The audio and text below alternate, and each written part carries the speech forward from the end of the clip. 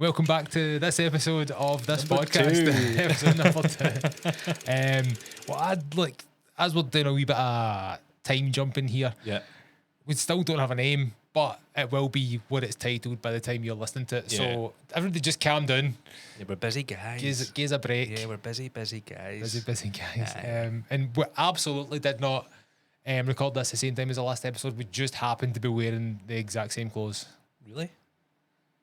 I know.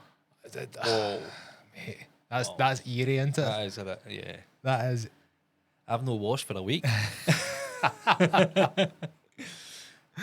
Manky bastard.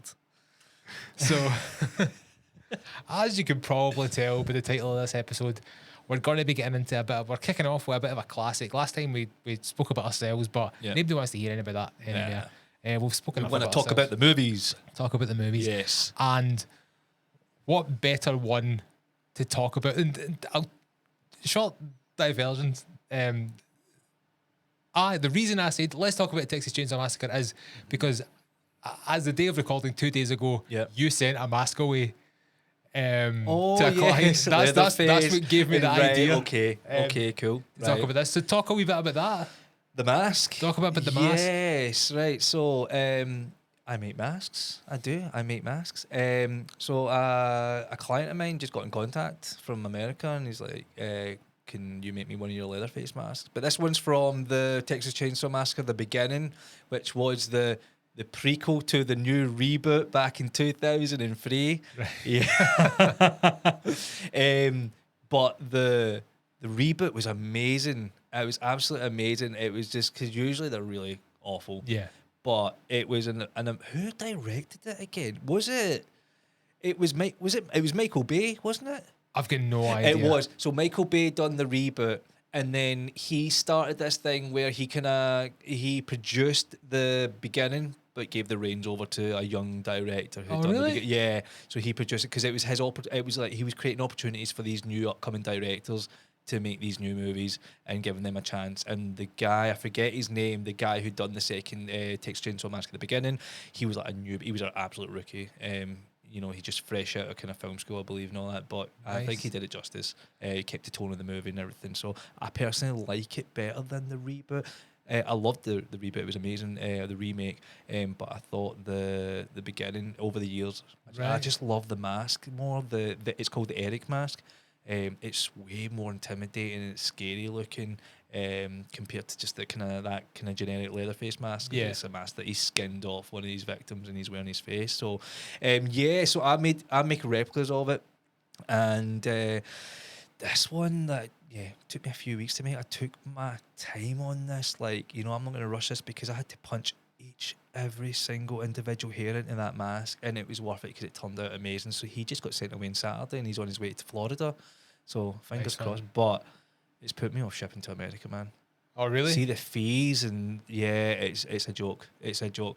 You get your shipping fees, but then you got admin fees. There's a new one they've added, admin fees. I'm like, what admin fees for what? That's So it's kind of put me off, but I'll know next time. But so he's on his way to Florida, on his way to the new customer, and I'm hoping when he gets it, he's going to be absolutely thrilled with his new mask. So I got to try it on before. I was happy with it. So yeah, but yeah, it's back to Texas Chain Saw Massacre, 1974. 1974. Yeah. Lifted straight from the sources at Wikipedia. I'm going to read this out to you guys in case you've never seen it. 1974 American independent horror film produced, co-composed and directed by Tobe Hooper, who also co-wrote it with Kim Henkel. The film stars Marilyn Burns, Paul A. Pertain, Edwin Neal, Jim Sido and Gunnar Hansen. I've probably butchered half of those names. Plot follows a group of friends who fall victim to a family of cannibals while on their way to an old family homestead. The film was marketed as being based on true events to attract a wider audience and to act as a subtle commentary on the era's political climate. Although the character of Leatherface and minor story details were inspired by crimes of the murderer Ed Gein, the plot is largely fictional. Yes. So that's where we are. And it is, I watched it again this morning. It's one of my all-time favourite horrors. And it is almost like the line in the sand. It's the turning point for horror films that turns away from your kind of gothic, supernatural, more theatrical, universal Hammer sort of films. I found it when I first before I watched it, I was really uncomfortable about watching it. Right. Just the name alone. Yeah. And growing up with the image of Leatherface, but not seeing the movie, I was really uncomfortable before I started. I was like a really young kid when I watched it. I remember I went to Pound Stretcher in Kilmarnock, where the old River Island used to be, and I picked it up in Pound Street. My mum got it for me, but I was just hesitant about watching it. Yeah. I find that it was really uncomfortable. But The first time I watched it, I was 12 or 13, staying over at one of my mates' houses, and we put it on, and I was like, what is this? Because this is a style of film that I've grown to love, with the low production costs, the kind of graininess, the grittiness, the grime, just almost the documentary style of filmmaking, because it's watching this again, and it's like a kind of recurring theme throughout these notes. There's not much violence on screen in it. There's not. Most of it's left up to the imagination, and most of it's done by clever editing. Yeah, it's the unknown. Yeah, and even the titles that come up in the beginning as well, it gets you like, whoa, like, you know, how like there's these group of teenagers and what was behold them, blah blah blah blah blah, and then there's the Texas Chain Saw Massacre. Yeah, that's what it was called, the Texas Chain Saw Massacre. Then I was like, oh shit. And then it goes straight to, you just hear the gravediggers. Yeah, it's the flash for the camera that shows the you noise, the teeth, and that's all you see. It's a black screen, and it's just like teeth, or which like became the iconic noise for Texas Chainsaw Massacre. The camera,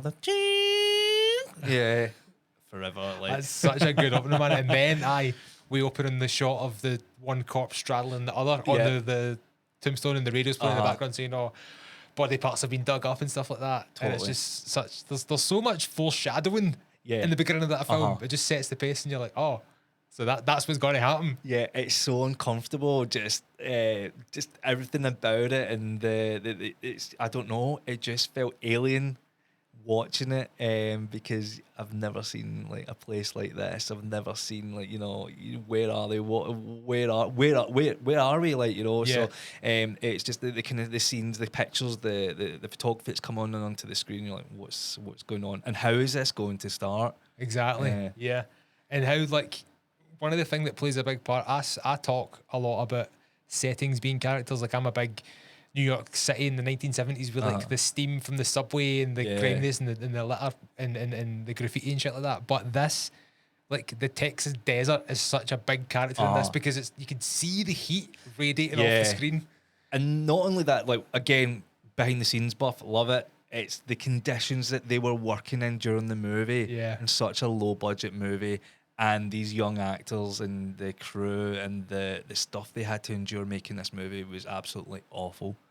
Absolutely awful. But that kind of goes in line with that's why films like this feel so much more real, I think, because, like, in modern Hollywood, and I suppose when the glitz and glam of the 80s onwards, nobody ever sweated in a film. No. These guys are drenched through. You could smell it through the screen, man. It was it looked minging. Aye, and it just adds to the realism. And there's a lot of things that I didn't notice until I was watching it again, like, in preparation for this episode. There's a lot of, like, the unknown. There's like POV camera shots that makes it feel as if somebody's always watching them. See, like, behind trees and stuff like that. Because I noticed it more prevalently when they first get to the house, and then I can't remember the name of the characters, but they go to, like, they want to find out where the swimming hole is, and it's the first two deaths, and there's pure, like, leaves in front of the camera, and it tracks as if somebody's walking that's with what them. The most iconic scene, when Sally's walking up to the house in the red shorts. Yeah, and it's the camera's following her, like, from down, like, kind of just behind her down under, and it just follows onto the house, that kind of pan shot, and it's stunning. It's just one of the most memorable scenes ever, because there's something truly terrifying that's behind that door. Yeah, and it's us as the audience are coming along for the ride, and it's just like, what is behind that door? Yeah, and one of the most, I think, the best, I'm going to stop saying most, one of the best things about this specific horror film and this slasher film is this is happening during the day. Yeah, exactly. That was my thoughts when I rewatched it. It's all happening during the day, yeah. Aye. And, like, and the thing that it doesn't give anything away for the first kill, again, I can't remember the guy's name, where he gets battered with a hammer. Yeah. But there's no music, there's no. It just happens. It's just, he comes out of nowhere. Aye. boom, and then once the kills happen, and he starts shaking, his body starts kind of twitching, and that is it's so horrible to watch. exactly, you don't see the hit really. No. You just see the effects of it, and that's like, it's the aftermath of the gore that you don't see that makes it, because like there's choppy editing which just adds to the whole frantic feel of it, and then the flailing, and then in the very next scene when we get into the I was gonna say, before that like happened, see, like for me, like when he gets hit by the hammer and starts twitching, it's just, it happens so quick, but it's the door slams shut, and that's it, and like, hold on, and it doesn't give you a moment to take what you've just saw and to process what you've just witnessed. And it's just that the shutter of when he shuts that door, it's like, what the fuck just happened? It's like the antithesis of modern filmmaking, where you're left to make up your own mind what happened with that. They don't tell you, don't beat you over the head with explanations. It's just boom, that's happened. That's You're like, it. oh, what? And you don't get a second to breathe because she's looking for him. Yeah. And it's that's what makes it more realistic, because that's what a real life situation would be. It just happens like that, you know, and it's just you don't have to process that information. How do you react in that time in lifetime? It just happens so quickly. I know. And as you were saying, the scene after that, and like with the where she finds in the fridge, where they open the fridge, and then it just jumps up, and it's manic, and it's frantic, and it's you're as confused as the guy that's going on, because, well, if you haven't seen it before, because you're like, what's happening in this situation? Or she's obviously been or is going to be a victim. In fact, I'm getting way ahead of myself, because I've just remembered when another one of the most iconic scenes is the meat hook scene, where you see it in the foreground, and then she's coming towards, and you're like, nah, that's not going to happen. It's right there in the foreground, isn't it? And he just brings her in, and boom. And it's her reaction she's trying to catch it. You can feel that. You're like, oh my god, that's how it'll be. And you don't even see it going piercing her skin or anything like that. It's just the imagination. There's no big like Wilhelm scream or anything. There's no over dramatics. It's just pure shock and can't catch my breath. And it's just it's a tremendous piece of acting. I was going to say as well, like, one of the most annoying characters in that movie has got to be Franklin, man. Oh my god! And I'm like, dude, stop being so dramatic. I just found him so annoying. I know. He was just irritating me from like, so when he died, like, fuck. So and again, but like going back a few scenes, the Hitchhiker. Yeah.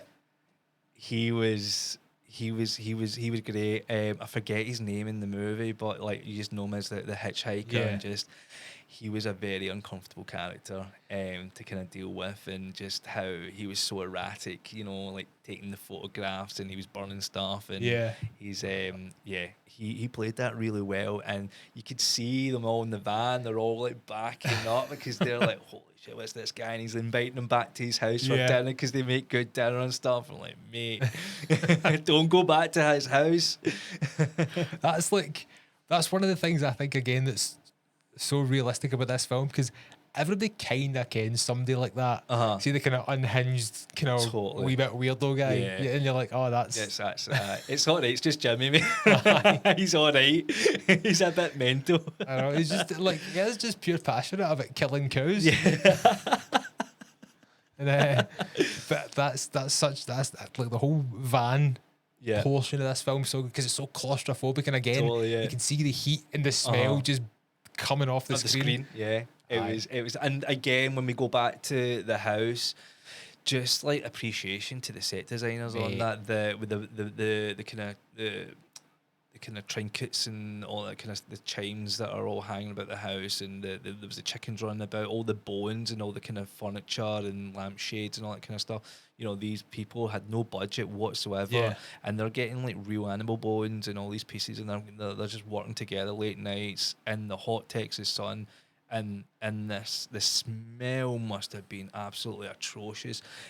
But so like kudos to them for like making the film what it is, and how it looks, and how uncomfortable it is to kind of watch and be in that environment. So absolutely, that's one of the things that stuck out to me. Again, it's like the set design, the production design, but also like the cinematography and how they lit it, and they're basically lighting it with one light and practicals the entire time. It's a light bulb, and then it's just one. I think it's like 110K shooting down the stairs and stuff like that. But the rest of it's light bulbs in the room and like keeping it dark and only showing you wee tidbits of the production design just adds to it, because you need to fill in the rest with your imagination. Exactly. And that's the best thing about horrors. Just make them dark. Don't show me everything. Show me enough that I can fill in the rest. And that's why it's so effective. And when you go back to that scene where the girl is getting placed on the hook, you see I don't know if it was her boyfriend or the one of the male characters who's already been killed. Yeah. While she's hanging on the hook, Leatherface is there chopping at his head, I think, but you don't see anything because it's in the kind of slight shadow. Like you're just seeing the machete, machete, the meat cleaver going down, and you're just imagining what's going on because she is witnessing it right in front of her whilst on that hook. That emotion, that like really kind of raw emotion you see in her face, it's terrifying. Absolutely terrifying. It's why I think it's such a good film, because it is so dark and gritty and grimy, and you need to fill in so many of the blanks, and it's so like it's essentially a film of unknown actors as well. Yeah. And it's so you don't have any like baggage from previous films or knowing of who they are as people or any shit like that. And it's just it's almost as if you're experiencing them with these people in real time. You're going along for the ride. Yeah. And there's I think like it's impact in like pop culture can't be understated, but I think it quite often is. I don't think people give it as much credit as it deserves when it comes to like the kind of the horror genre. I think a lot of it is, it gets referred to as a kind of video nasty at some point. It's not a video nasty, but it gets that just because of the shock factor of the movie. It's like a real uncomfortable movie. And it's like less than 90 minutes. It's like 87 minutes or something. Yeah, it's a very short movie. Yeah, I didn't realise that until a few years ago how short the movie really is. But it doesn't feel like it sometimes, not at all, man. because there are some scenes that just like, oh my god, it just feels like it drags out. See that before they get to the house, the chase scene where it's at night, but it's like all blue and it lasts forever, and it's excruciating because you're like, just the noise of the chainsaw. Mate, the sound design is ridiculous in this film. It's so raw, you can hear it piercing your ears, man. It's just absolutely brutal. And I get the thing that I appreciate, obviously, from my kind of side of things, is the masks. Yes. So there's 3 masks in the movie. You've got the killing mask. There was the old lady mask, I believe it was called. Yeah. There's an old lady, and then there's the pretty lady mask. And so for example, the killing mask I believe was made. They took a cast of one of the producer's face, and the mask was made from latex and fiberglass that was stretched over the mold. The casting of the producer's face with the latex and the fiberglass, so it was like stretched over it, and that's what made the kind of the Leatherface look. And so it was all just handmade. So throughout the movie, when you watch the movie, you'll see the mask subtle changes throughout, because it's not a mass-produced mask. It wasn't made by a professional. It was just made by a crew member, so it kind of deformed slightly throughout the movie. And again, like there was just like there was a wig placed on it, and there's like hooks and bits of metal like wiring going throughout the mouth and stitches throughout it, and it's just truly horrifying. Because when you see Gunnar Hansen, his eyes through that mask is absolutely terrifying. He's got that sadistic, wide-eyed look, man, and it's the teeth as well. Yeah. It's horrifying. So, but I think the mask that I found most uncomfortable and terrifying out of all 3 of them was the pretty lady mask. Is that the one at the end? At the dinner scene. Yeah. And he's when he's coming up, and he comes up right close to the camera as well, and he's like as if he's looking at the camera, but he's looking at the girl. That mask is my favourite throughout the movie. So yeah, it's such a uncomfortable mask to look at. Yeah, I think as well. Which scene were we talking about? Like the chain through the fields, the blue at night. Yeah. So what? It kind of led on to the dinner scene. Yes. Did not like that scene. That's uncomfortable. It is very uncomfortable. And you're talking about that shot with the one light. Yeah. It's facing down, like, in that room, and they're all there like laughing and singing, and I did not like that scene. It is really, yeah, I was not comfortable with that. Again, the girl that played Sally, the emotion, the fear in her eyes, the cries, the screaming, they felt so real. Yeah. Yeah. And that's like what makes it so good. I think it's so good of a horror film for this like limited screen time with like the family is that this is a genuine good time to them. They don't see themselves as being evil. No, They're doing bad stuff, but they're just having such a laugh doing it, and that Yeah. makes it so much more sinister. it does. And just before that, the scene I did not like at all was when they cut her hand.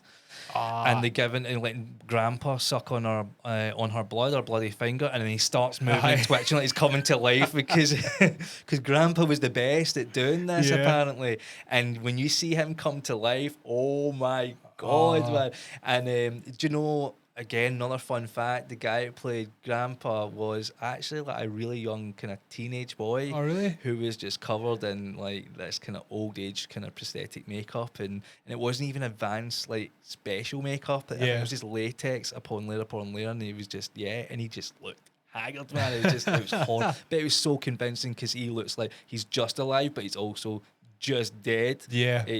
But that scene when he's sucking her finger. Yeah, and then they try and make him hit her with a hammer, but he doesn't hit her hard enough. No, and they're trying to get him to hold it. Aye. Yeah, and they're just getting frustrated. And the hitchhiker, you get the hitchhiker guy's like, I'm gonna kill her, I'll kill her.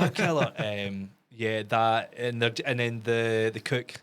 Yeah, what he's referred to, he's just there like dancing, laughing in the background, and Leatherface. But again, we go back to you think that Leatherface is, you know, the real villain of the story, but he's really kind of not. It's the family that are behind it that are like, you know, are causing all this, and like Leatherface is used as the muscle. Yeah, you know, he's used as the muscle, and he just doesn't know any better.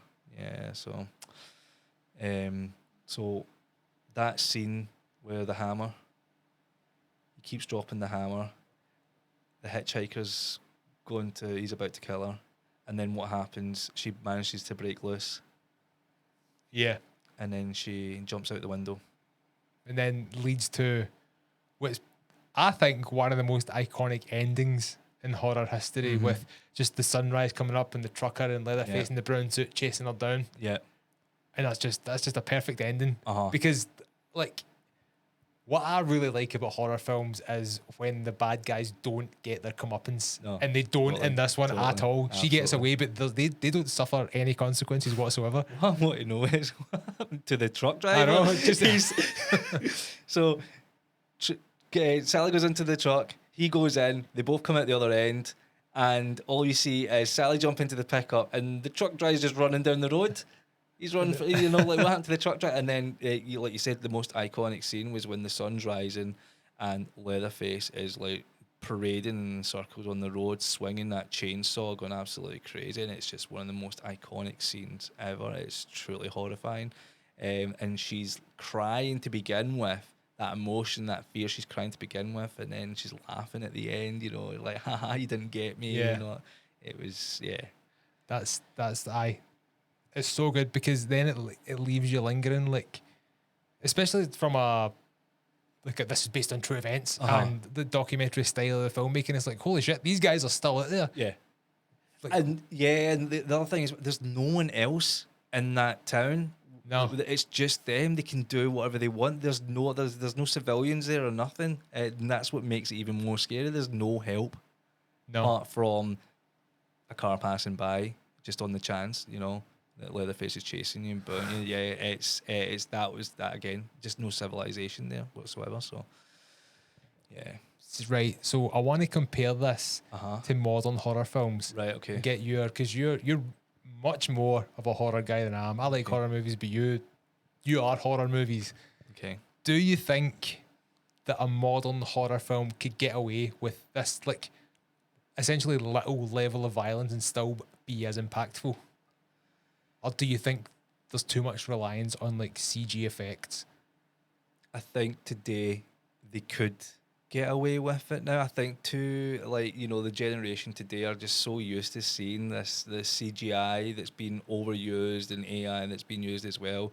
There's not films like Texas Chainsaw Massacre that's been released today, apart from well, I've not seen it yet, but like Obsession. Right, I've not seen that either. I've not seen it, but I've heard, like, again, low budget movie, mainly practical effects, no CGI used in it, very quite gritty as well. But I think that's what audiences need today, Yeah, because everyone's getting bored with this overuse of CGI and like too much violence. It doesn't do it for me anymore. It needs to be like, yeah, a really gritty, uncomfortable, kind of indie style short movie. That's what I love, because that's what Texas Chainsaw yeah. Massacre was. Yeah, so I think it would. I think today it would get away with it. Yeah.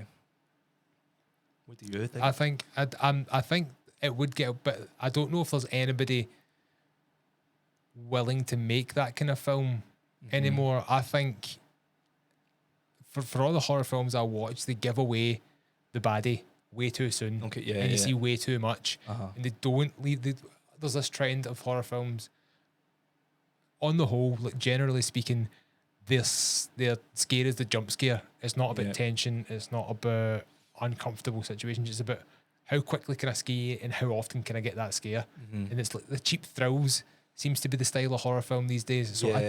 don't know if an audience would embrace something that came not along think like no, Texas Chainsaw, because it's there is very little gore in it apart from your big kills. It's all like interpersonal dynamics and the relationships between the characters. There's not Yeah.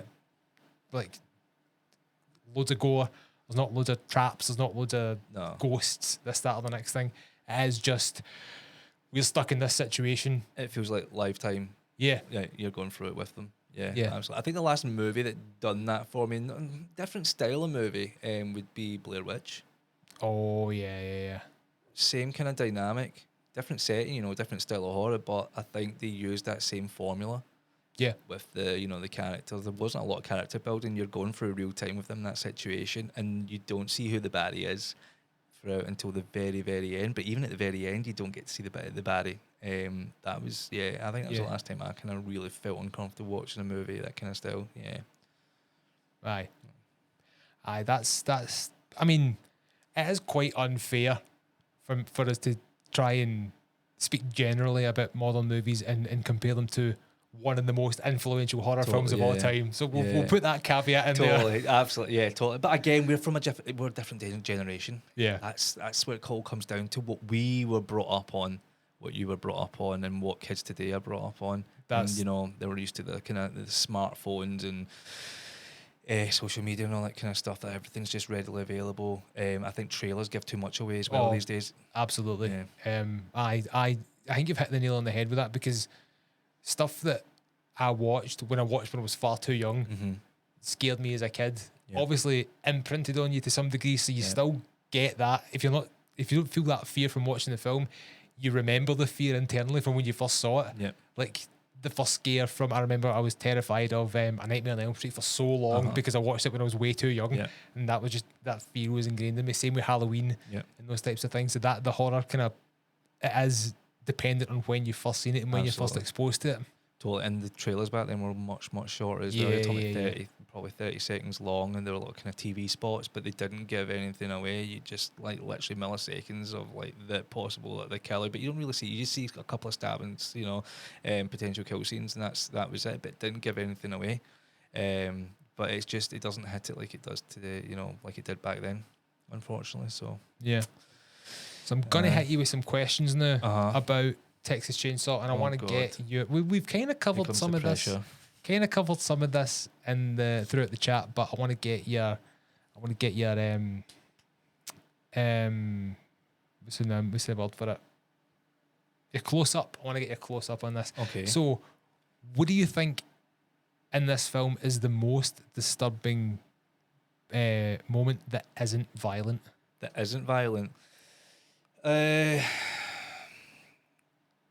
has to be the dinner scene. Well, in the movie, Yeah. the dinner scene, I found it really, really uncomfortable because she's sitting there absolutely frightened, you know, like fearing for her life. They're just laughing. Imagine being in that situation. You're tied up in a chair. You've got this guy wearing this mad mask, and you get these two other guys sitting across, and they're all just laughing, they're singing, and you know, and it's just, and you know what they're capable of, you know what they're going to do to you, you know what's going to happen. But her emotion and her screaming in it was absolutely like gut wrenching. I found it really comfortable. I felt I was there in the moment with her. That's I found that the most uncomfortable scene. Nice. In the movie. What about you? I would probably agree with you. I think. Aye. You can see it. See if any of you watch it, if you watch the dinner scene, just look at the emotion in her face. It looks so real and terrifying, and that's what really hit it. Like with me, just watch her emotions in the movie. It's really, really uncomfortable. Yeah. We've kind of spoke about this. I know what mine's is, and we have spoken about this. But just to reiterate, what do you think's the best shot in the film? The ending, the sunrise. Yeah. With Leatherface just like swinging that chainsaw about. It's absolutely amazing. Yeah, it has to be that. Absolutely. Kind of on topic, but kind of off topic as well. Want to get your opinion on this. Should have asked this in the last episode. What do you think is the most effective horror prop ever made? The effective horror prop? Aye. That looks the most realistic in context of the film, or is the most effectively used one? And so I wouldn't say it was a prop for Texas Chainsaw. Any film. Mm. Go Texas Chainsaw if you want. Right, like, because we're on the subject, right? The prop that I find the most realistic, and it's not even really a prop. It's the house. It's the house for me. It's the house. It's just like how derelict it is. It's the way the camera's panning to show you that there's something evil behind that door, and it's what's leading up to all the characters are going up. And when you find out, well, again, like we're talking about the shutter scene and the hammer and all, and they're walking through all the different rooms. It was I thought the house was the main prop of the movie. That's even though it's more of a kind of set design thing, but I would say I'm going with the house. Nice. Nice. If there is if there's one thing in this film that you could redesign, what would you do? Redesign. We're making you and I are making a reboot of Texas Chainsaw Massacre. What's the one thing you're most looking forward to putting your own spin on? Removing Franklin from the movie. That's fair enough. Which they'd done that in the reboot. There was no the remake. Yeah, there was no Franklin type character. But I can't really. If I was doing it, I honestly can't think of anything. I think the movie is perfect as it is, because it is. It really is. It's not. You can, like the amount of effort this young team went into like making this real uncomfortable, really horrible, gritty movie. Yeah, can't fault it. It was perfect. Yeah, nice.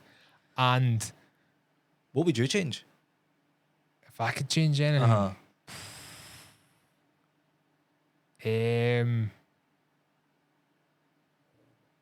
Nothing. I don't think I'd change anything. Even like you don't see you do see a bit of blood, but there's barely any gore. There's barely any kind of violence apart from like kind of chase scenes. But that's what is leaving it to you to imagine in your head. Yeah. That's what I find the movie so perfect. There's one thing I can think of that I would change actually in this film, and it is when there's the discovery of the woman that's still alive in the fridge. When she goes in, there's banging in the fridge. Yeah. And then she opens the door, and the woman's just sitting there with her eyes closed, almost like a dead body, for the shock factor. And I was like, that is the only thing I would change, because you've just been banging on the fridge. You don't need to go back to being pretending to be asleep. Right, yeah, fair enough. That was just a wee nitpicky tidbit for me, but that's what I would do. But right, and then we'll go. We'll do a rating system out of 5. Out of 5 stars. So, what do you think you're rating Texas Chainsaw Massacre? 5 out of 5. 5 out of 5. Yeah, it's an absolute classic. Yeah, I'd probably give it a 4.5 out of 5, just because of that woman in the The Fridge. The Fridge, right. Cool. How old were you? You said you were 12, 13 when 12, you watched it? 13-ish. Yeah. Must have been, I said I was 8, but I wasn't 8. I was probably 9 or 10 when I watched it. But again, going back to being how comfortable before watching it and how it made me feel, like I was gripped throughout the whole one. But I was really, really like terrified throughout watching it. Movies don't make me feel like that today. And that's why I give it a kind of 5 out of 5, because it's just an indie style gritty movie. It was something new. It was like no one had ever seen before. And when you go back and watch all the old trailers and TV spots, you can see why and the story behind it. But so yeah, make sure you watch the behind the scenes stuff on it, because the documentary is amazing. Nice, absolutely amazing. So yeah, 5 out of 5 for me. Nice one. And last thing actually, if this film debuted today, do you think Leatherface becomes as iconic as he has done? God, that is a tough question. Purely going on the fact of how successful Terrifier has been, kind of, like that kind of shock factor type character. He's got a specific look. Yeah, I would.